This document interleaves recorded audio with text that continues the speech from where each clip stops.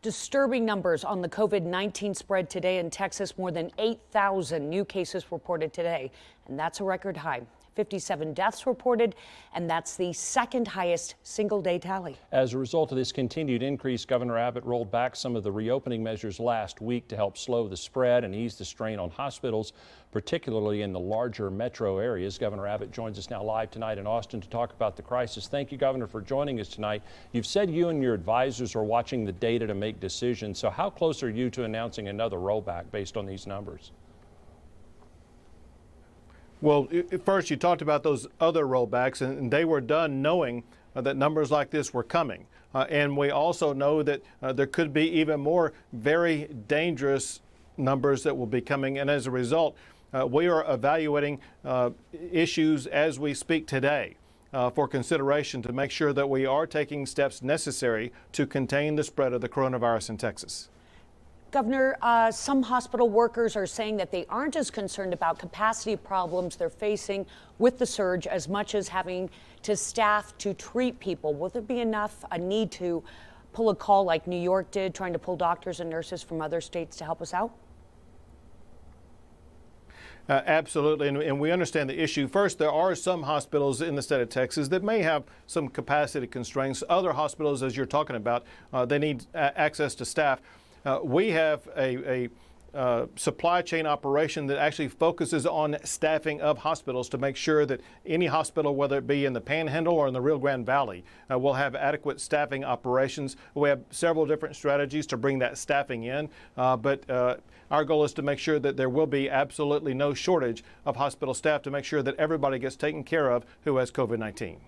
Governor, you've heard the numbers. The Texas Restaurant Association says nearly 800,000 workers in that industry have lost their jobs since March.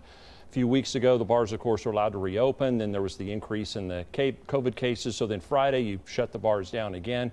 Thousands of these owners, though, are on the brink of bankruptcy. You've had a lawsuit filed challenging that emergency order. Yesterday, we had a protest in Amarillo. You had one in Austin as well. You've said those actions are essential to the mission to contain the virus and protect public health. But what do you say to those business owners who say, we can go to Walmart, we can go to the grocery store, we can go to church, but you won't let me bring people inside?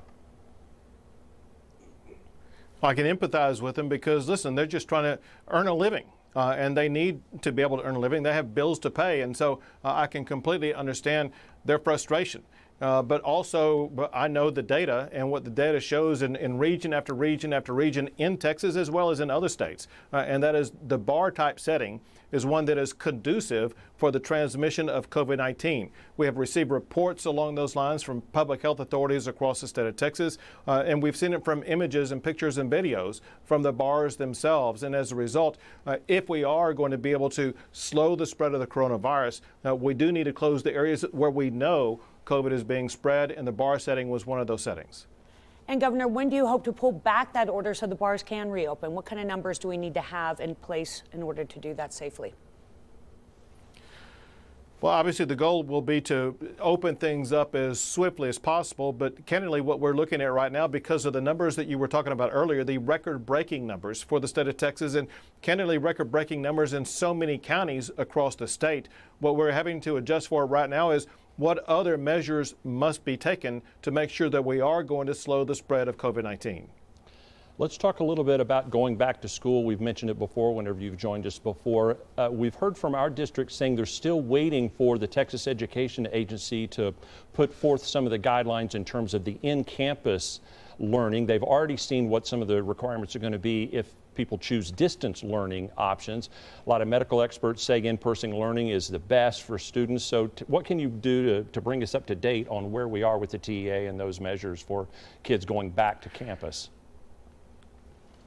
Sure. So the TEA is working with local education officials to make sure that the unique needs of that particular school or region will be met.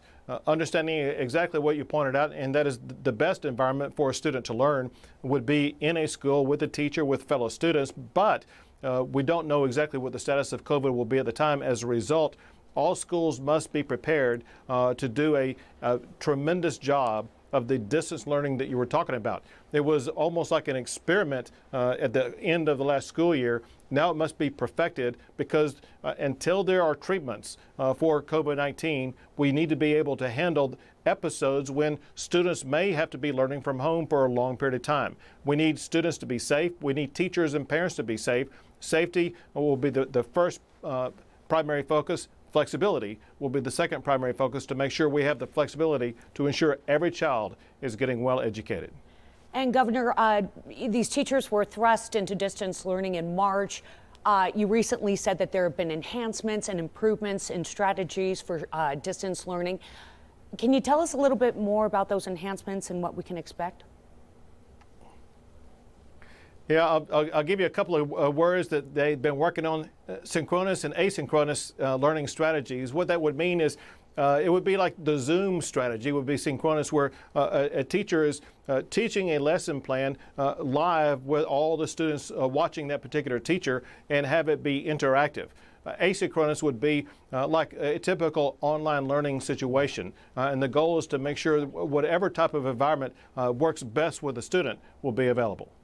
Governor Abbott, we appreciate you taking the time out of your schedule to share that information with us. I'm sure we'll be in touch with you again over the next several days. Thank you, and happy 4th of July to everybody in Amarillo. Happy 4th of July to you, sir.